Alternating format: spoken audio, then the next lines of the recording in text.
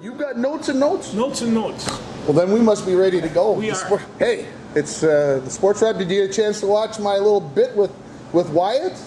The little interview I did? No, you didn't I haven't see that it? yet. Oh, No, wow. that's got to come on. Is that on? It's on YouTube. I think I shared it on Facebook, so you can have your wife look that up for you. I think it's only about 25 or 30 minutes long, but you were down there and a pretty good fan, and you must have fun. we did. We had three games in 3 days, and like I said, got to chat with Wyatt with that interview, and of course before and after the games, and his father, Daryl, who is a regular of our show, always when he sees his son, he has a couple of words for him. Do you remember what those words are? Don't suck. Don't suck. That's what Dad tells son before every game. Don't suck. And I got a message from Daryl last week that showed me the circus catch that Wyatt pulled off, and I mean it was up in the air, bang against the wall, fall down on your knee, the whole spiel. But you know, the other thing that I noticed as soon as he got up, he's got a pretty good arm too. He's got a very good arm. Yeah, and so you know, it's just like, oh, you bang, bang, bang, and you're up, and you're covering second, and he was, and it's just like, ooh, that was cool. Yeah. So defense is still part of baseball. I understand. Oh, absolutely. Yeah. Dad messaged me before the game and said if you would go tell him that for me, that would be greatly appreciated. So we did, and we got there on Saturday evening, and we sat down in our seats, and Eli says, "Can I go talk to Wyatt?" And I said, "Sure. What are you going to talk about?" He goes, "I want to tell him don't suck." So Eli went down there on his own volition and told him don't suck, and then of course had to go tell him on Sunday as well when we went over. So it was great. Wyatt out there signing autographs after every game. Every kid. Nice. I did not wear my Bismarck Larks hat here, but I got him to sign my hat. I didn't want to feel left out. And then one of his teammates played for the Larks as well, so he signed the other side of the Larks hat. So we had a great time. We went out to a water park, so Eli got to go down water slides and tubing and swim and whatever else. So he was a happy man, and so Wyatt, the gracious host, and I got to meet Tanner Hoops, the play-by-play guy.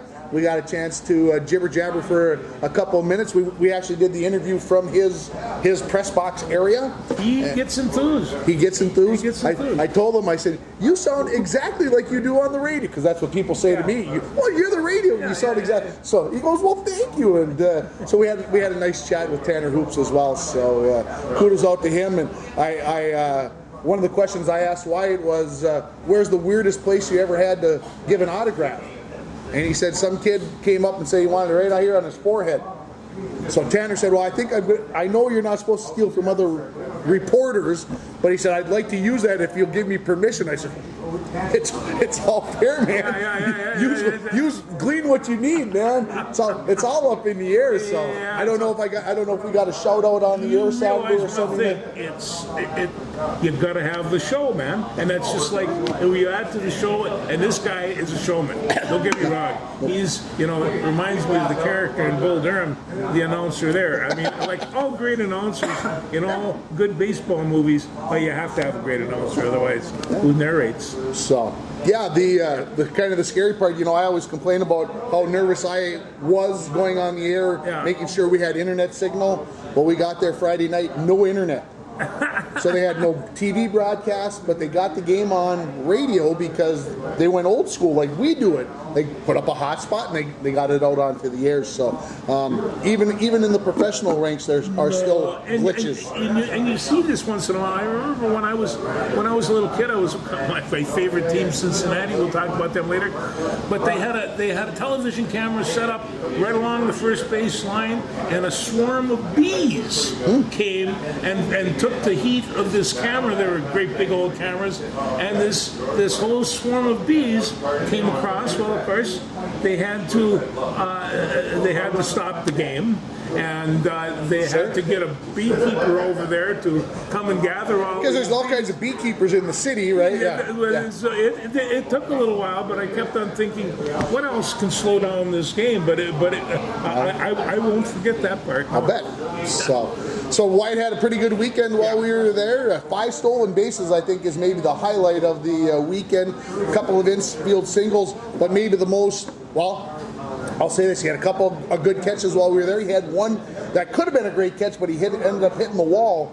And as he hit the wall, he hit his head, and he said, "I couldn't hang on. I couldn't hang on to the ball." So, but he tried for a bunt single, excuse me, and the ball was going down the third base line. And if that's the third base line there, it was rolling and it was spinning and it was coming. And the third baseman standing over this, and we kind of decided that if the ball would have stopped on he probably would have had a double because he was waiting that long. But it went foul, and I've seen those third basemen go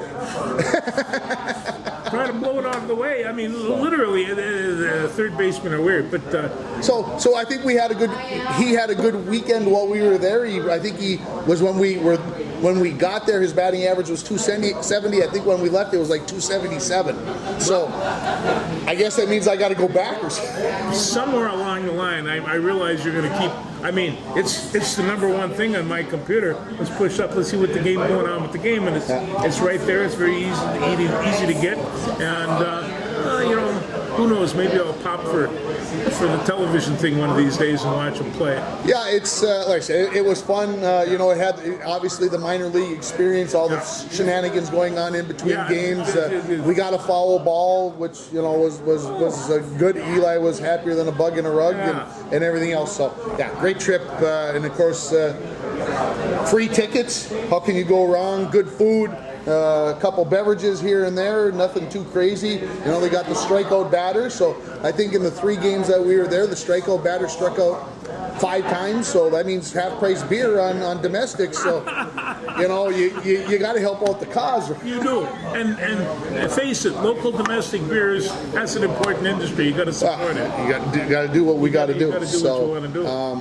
I see you got Twins at the top of your list here. You know, it was really kind of hard not to, and you know, because we had a couple of pitchers in the All-Star game, and I last week, I got to tell you, I watched no less than 6 or 7 of my Cincinnati Reds play because they were just on. And in many instances, the Twins weren't. They were off with eating apples or something. Yeah. And so I watched this Ali Delacasa, 19 years old. He plays not only third base, they can interchangeable with shortstop. 6'5". I don't know what kind of reach he has. It's long. He's probably the fastest guy in the league. So faster than Byron Buxton. He stole the whole circuit. Second, third, and home all in one. Third, and in home. 2 pitches. In 2 pitches. Went to second. Went to third on the next pitch, and while the ball was going back to the pitcher was dilly-dallying, so he stole home. I saw him on one play, he's playing third. The ball goes deep behind the bag. He picks it up, I mean, from a very nasty angle, and throws a perfect strike over to the first baseman, one skip of the bounce, bam, and beat him by a foot. And I just thought, and you're 19 years old, you've been in the big leagues a month. Then he gets up. I didn't know this. He's a switch hitter besides. Oh, I did not know that. Yeah, so he goes over, and the first thing he does is he's swinging left and smacking. He's only hitting like 317 from the right side. And so Shohei Ohtani put him on the back burner. We're going to talk about him now. No, actually, this is of the same caliber. You know, Ohtani is great because he can do 2 things really, really well. This kid, I think, has the best fielding type regular baseball player. I've not seen a rookie like this. It just. Hey, yeah, anybody who can steal 3 bases, the first time somebody has stolen 3 bases in an inning, I think they said since it's in the live ball era, so that would be since 1900. Yeah. First time somebody sold 3 bases in 1 inning. Well, and then they were playing the Nationals, and they were complaining because they had a little knob at the end of the stick.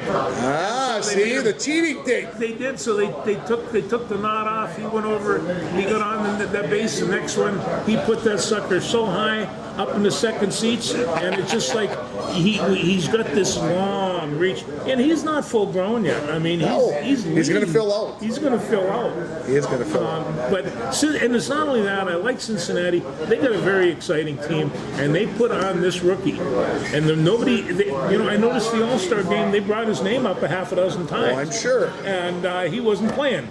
And speaking of stealing 3 bases in 1 inning, when we were with Wyatt, he stole second and third. I think also maybe on consecutive pitches. Ooh.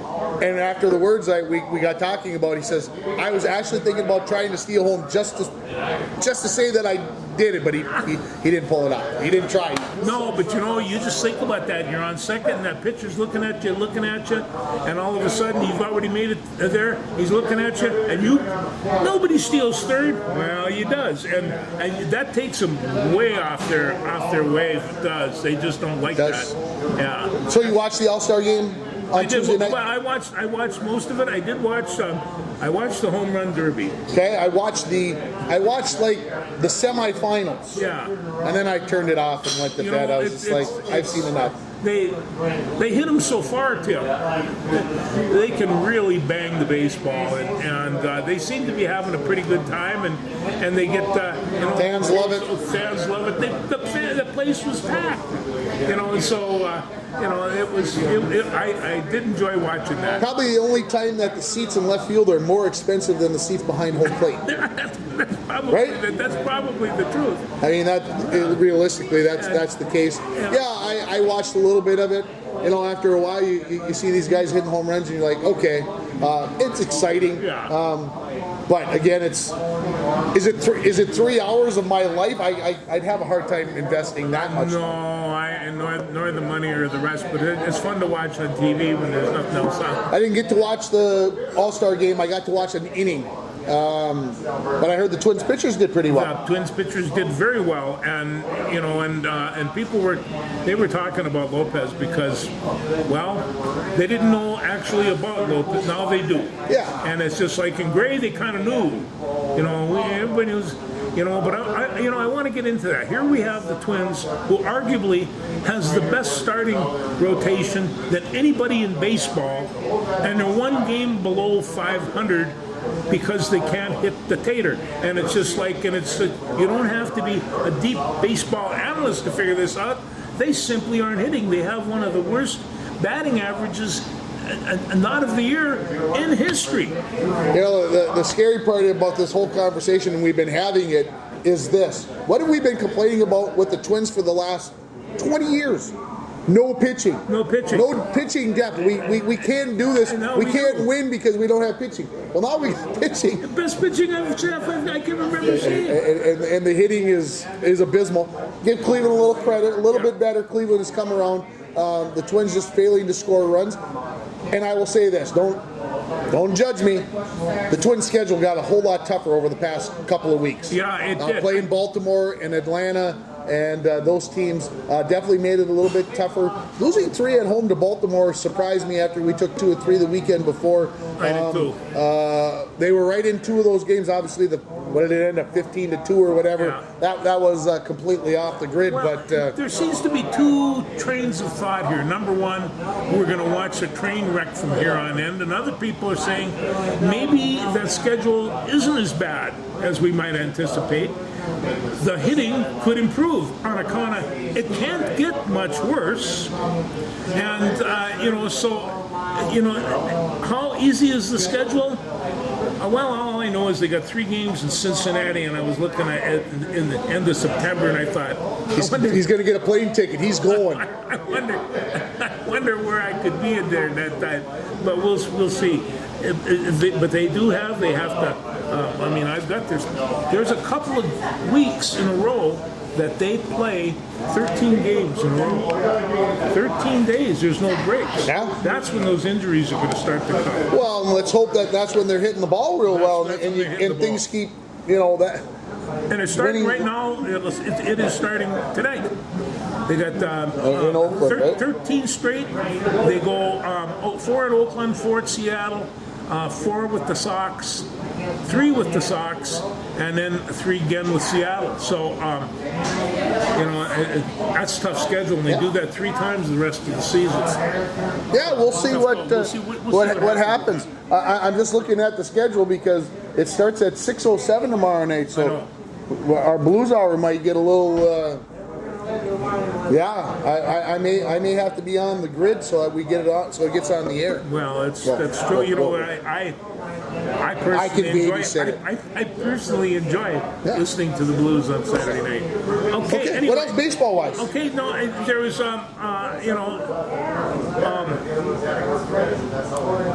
let me see here. That's what I got to say about them. I think that they're going to, it's really pretty easy. They got good pitching. They can't rely on that forever. The hitting up to this point has just basically been poor. Now, people are going to say, how come they don't get rid of Max? Now, you know me, I like Max, but people are saying that Max has to go and that they have to make some other adjustments here. Otherwise, they're not going I'll to. say this. The Twins are going to, the trading deadline's coming up here. July 31st, I think, is the day they got to have everybody trade by. Don't quote me on that date. I haven't looked it up. That is the date. But I will say this. The Twins are going to make a move for somebody. They have to. They have to. But they got to bring in a stick. Whether that is a Luis Ariz type player where you're looking for average, or whether it's a ding-donger home run guy that doesn't strike out 27 times a game, because we have plenty of those guys. We all have our own feelings about this, but I think they need a third baseman really bad. Well, I think Royce Lewis can be the answer at third base if he stays healthy. There, yeah, absolutely. So, I think Kyle Farmer's is there.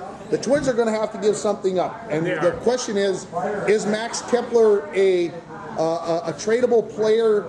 As a veteran, somebody who can come in and maybe solidify a lineup, and he's not a big home run hitter. He can hit home runs, but he's not that kind of guy. Can he come in to I'm the Atlanta Braves were the first team that came to my mind. Can he go in and be an outfielder in situations for them? I don't know, but I don't know who the pawns are. Are the Twins looking to trade major leaguers, or are they going to be looking to trade minor leaguers? Well, and then the same question comes up in my mind about Joey Gallo. I mean, at the beginning of the year, I thought, oh, he's going to be my new favorite Twin. And then somebody poured a bucket of ice water on him. He hasn't been able to do much since. Over the last few years, Joey Gallo was a 200 hitter. Lots of home runs, lots of strikeouts. That's kind of what we've gotten, and you're always hoping that a guy can make the adjustments. And it's hard to swallow. Rob Deere, one of the greatest home run hitters of all time, he batted 200 for his career, but he hit 47 home runs a year. Oh, hey, he set records for strikeouts. You can live if you're going to get 50 home runs. Well, Joey Gallo's not hitting 50 home runs. No, but and the other thing is, they call it the low game or the short game, where they actually put runners on base and advance them with bunts and steals and singles and doubles, and then you score eventually instead of get two and swat it. And I think Rocco's realizing that this team that he has can't just depend upon on the home run. He's going to have to play some small ball. They went to the 10th inning there last week or the week before and went small ball. Maybe you catch a team off guard. Maybe that's not the new genre, but hopefully. So, anyway, I'm going to stay with baseball. The post-66 Senior Legion starts playoffs tomorrow, which is going to be Saturday as we film this Friday afternoon. Saturday morning, they're in a 3-team tournament. Oh, wow. Only 3 teams getting to advance to that next round. It's down at Cherry, and so they get to play Cherry, and they're in with Taconite. So those 3 teams, 2 of the teams are going to advance on, my understanding. So good luck to the boys. I'm going to say this now. It's amazing how you change jobs and how badly I am out of the loop so quickly. I mean, I'm only 2 weeks into my new job, and I have never felt so uninformed on what's going on. Of course, we've been out of town a little bit too. You were running around like crazy last night. You'll get it. Yeah, there are things. It'll be okay. I'll find my groove. Yes, you will. Okay. That's insistent. You been watching Wimbledon at all? Bits and pieces of it. I see they got some unrated people still swatting the ball. Yeah, they're down to the finals for the men and the women. Yeah. The men finished their semifinals today, and Novak Djokovic. What are you going to do? Boring, were you watching this morning? I've never heard of this in tennis before. Yeah. Novak Djokovic got called for hindrance. Okay, there's the look I was looking for. Thank you, Jordan. So he backhanded a ball, and the ball was already over the net, and his opponent was Sinner was just about ready to hit the ball, and then he grunted. Way late. I mean, way after after the fact. And you know, he had a slice backhand, so it was going to spin. You ever and seen anything like that before? I've never seen a person grunt that late, and the referee called it immediately. And of course, John McEnroe was doing the play-by-play. He's like, "This is an awful call. This is the semifinals of Wimbledon. You can't make that call." If you go back and watch it, you can tell he did it on purpose. Yeah, he waited. No, he didn't. McEnroe would have done it too. McEnroe would have done it, and even Chris Fowler, who I deem to be a pretty fair play-by-play guy, even he questioned the call, and I'm like, guys, and that's live. I got a chance to watch it a couple times. Hindrance, big thing, but Djokovic wins in straight sets. Carlos Alcaraz, number 1 seed, wins in straight sets, so they got the classic matchup. They got 1 versus 2 on the men's side. No surprise, it ought to be a great Sunday morning. I will get up and I will have breakfast at Wimbledon at 8 o'clock on Sunday morning. The What do women's, they do? Strawberries? strawberries and cream, baby, and a little champagne. Yeah. Okay? And then on the women's side, I'm just going to make sure that I get this last name right. Marketa Vondrasova. That's a good one. She's unseeded. Yes, She's she into is. the final. And she's going to be taking on Ons Jabeur, who won When at was the last time we had an unseeded player? Win it? Even in the finals? Ooh, I won't go out on a limb and say when that was the I was last. thinking it was like Chris Lloyd or something. Go back that far. Well, I remember when Boris Becker won it in 1985, I think. Don't put me on that year. That's where I'm going. He was 17 and unseeded, as I recall. Yeah, So I know it's happened on the men's side, but think about the men's side. If you look over the last 25 years, the only people to win it are Roger Federer, Pete Sampras, Nadal, and Djokovic, basically. Yeah. So They've ruled, and so to get unseeded. But the women's final tomorrow will be interesting. Vondrasova, Igor Swiatek. Now they're putting an N in the name, in the pronunciation. They're putting an N in there. And anyway, she lost here earlier in the quarters, and so I'll probably be up Saturday morning before we go do the Blues Hour. I'll probably get a little sample, a little nibble, a little taste of breakfast. Maybe a little British. You'll be watching on TV. And I'll be watching. He's right. He's right. I'll have it on my phone. There's no doubt about it. So I haven't got to watch as much of Wimbledon as I would like. It's one of my favorite things to watch. But once I get this new job kind of situated next year, I think maybe I'll be able to fit a little more time in for my Wimbledon taste. And this will happen someday. You will retire and you will go just absolutely crazy with nothing to do. I'll just predict that. Just crazy with nothing to do. Be busier than I've ever been is what everybody tells me who retires. I've never been this busy in my life. Where did I get it all done? Yeah, you just don't do things as fast, so it takes longer for you to do them. That's why your day's so full. There's my hypothesis We'll work on that. on that whole thing. How about WNBA All-Star Weekend? Do you care? No, I tell you what, I watched the Lynx play a couple of games, and Collier and Miller, they go to the basket real well, they shoot real well, they're very aggressive. Are we screwing up our chances to get Paige in here? Yes. And Rusi's going crazy because he wants Caitlin. And Caitlin Clark, but they're just. I always say Paige because Paige would be coming home. Caitlin's pretty close to home. Close to home. Yeah. So they would just. But somebody, I think that's what's happening. Then there were times they're playing so well, and then the other night they completely fell apart. Yeah, I don't know what happened against the Fever. That was a little bit of a shocker, but it is All-Star Weekend. The skills competition gets started here momentarily, and then the game is tomorrow. When I watch that game, it has improved so much over the course of the last even 5 or 6 years. The women are so much bigger, so much faster. They shoot well. They're getting the basic concept of the game. WNBA has stayed to that 12-team thing. So there's lots of talent there. And that's why you've got these, I'm not saying that there weren't teams that aren't poor, that don't have as much talent, because there are. But every team's got lots of talent. And I think they've done a good job of keeping it there. But I think we're going to see the WNBA grow, expand out, and maybe another 4 teams here in the near future, because it probably needs to be done just so that there aren't so many good players on every team. Well, and I guess that's probably it. But they have a nice shortened season. It comes off of the regular NBA season, which is good. But now I watch that the summer NBA season has started. Are you going to ask me if I've seen any of their games? Well, I asked you that a Yes. couple weeks ago, and you had said, well, not really, but I got a feeling the answer is yes, not. I had to see the big Frenchman play. And? I tell you what, to get the ball over him, around him, or in any other way defensively, he's incredible. 7'3.5" is a little tough to get around. And he handles the ball real well. I'm not sure when he gets in with the big guys and you get some of those really quick point guards guarding you, what he can do, but he handles the ball really well.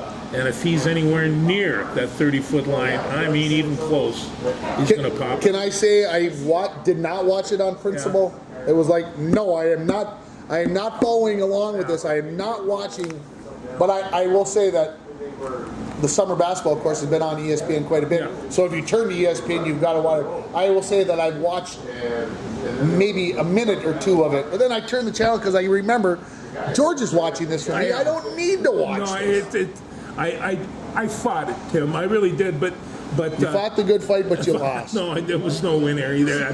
And I first flipped him on, and I picked him out right off the bat. It's tough at 7'3.5" to miss him, right? No, he stands out, and he's lean though. He's I don't think he's 220 pounds. That's what they're saying. He's not 220 pounds yet. He's about 5 strides up and down the court, maybe 6. Doesn't take him long. So, but he will be fun to watch, and the thing is about a kid with this kind of talent coming in. Where are the expectations of this kid? Well, the expectations are through the roof. Yeah, and it's just like and this dumps on this young guy, and we'll see where he takes that. But yeah, that's what's going to take him more than anything else. Just incredible expectations he can't fulfill. Other than that, possibly, you're right. Possibly can't fulfill. I draft him on my team. Oh, absolutely, Yeah. absolutely. So, okay, you want to talk about the Blue Bombers? I even dug a little bit from my old Blue Bombers hat today. 4-1. No, they are, and I didn't get to watch them the last couple of weeks, so I'm feeling a little icky. Yeah. I haven't got to watching a football lately. No, but the CFL was on last night. I sat down with Eli. I said, "Come on downstairs. Let's watch a few minutes of TV before we go to bed." And the CFL was on. Hamilton was playing. But then Mrs. Doubtfire was on. The end of Mrs. Doubtfire. I couldn't miss the end of Mrs. Doubtfire, so I quit watching football to watch the end of Mrs. Doubtfire. You are. Well, it's such a good ending, and there's so much to be learned for an 8-year-old. Right? No. Because we're going to hire a house person. anyway. No, hey, it's. I used to know a guy that was a crazy blues man. Now he member of the school board and likes piano playing nuns. It's how we evolve, I guess. There you go. Yeah. So anyway, CFL, the Argos, who are undefeated, the defending champions, those dirty buggers. They're in Montreal tonight, and then the Blue Bombers, they're in Ottawa tomorrow afternoon, and they got a doubleheader of CFL tomorw. So, but we're going to be busy tomorrow afternoon. I got to see the Argos just a little bit a week or so ago, and when I was watching the Blue Bombers, these guys they're really fast. The line functions really well, and then I saw Toronto, and they are a little bit more so, and it's be interesting to see how it all pans out really here will. for sure. So. Yeah. We're just a few weeks away from going. No, looking forward to that. Looking forward to going to the Peg. Yeah. And taking care of business. What else you got in your notes there? Anything major? No, I was just. Well, I can talk about the soccer thing. Yeah, let's talk about the soccer thing. They are going to start next Thursday. The 20th. Next Thursday, the 20th, and from New Zealand and Australia. We got New Zealand and Australia, and then Canada and Nigeria, and Australia and Ireland, and the Philippines and the Switzerland. No, that's the next day. The 21st, we have Philippines and Switzerland. Yeah, there'll be 4 matches each day. USA and Vietnam. And Spain and Costa Rica, and the next day is Zambia and England and Haiti. So, and there's 32 teams. This is all being played down in Australia and New Zealand. They're down there right now, getting ready. I bet you New Zealand and Australia are a pretty good time around World Cup's time. This is the 9th World Cup, and the US of A is defending champions. Yeah, I would say maybe the favorite. They are. They're You know, saying they're when you saying take, they're when you take a look at their age grouping, they've got a lot of veteran ball players. They've got Megan Raganow. She's 38, and a lot of 31s and 30s and 34 years. That's so that's Kelly the question: O'Hara. is can they hang in there? That is the question with that older. What I'm finding amazing, I'm taking a look at their heights and the weights. These guys could have all wrestled for me at the lighter weights. You know, this Tracy Rodman, she's 6'8", 128 pounds. She's lean. Hey, and a nasty looking, tough looking girl. I loved her. And then this Sophia Smith, she's 5'5", 121 pounds. She'll just knock 'em, sock 'em. Mean, nasty little girl. And, you know, but they come on, it's just like, I couldn't believe it. The team just took an injection of spark. Bam. And I thought, look at, they were going all over the place while they bring in these fresh legs, these really quick girls, and the other team is a little bit tired. They've already played a half. They're just a half a step behind. If these guys can carry this strategy to the end, they're going to be hard to beat. And, you know, and It'll be fun. Yeah. It's going to be interesting. Did you watch any of the Gold Cup with the United States? It was on FS1. I actually have been keeping an eye on that. For one thing, it's all over the place in the sports channels, and so it's. Yeah, the USA lost the other night in the semis. They barely beat Canada in the quarters in penalties, and then lose to Panama on penalties, which, well, that's what happens when you get the penalties. Well, and this is what happens when we have to take a look.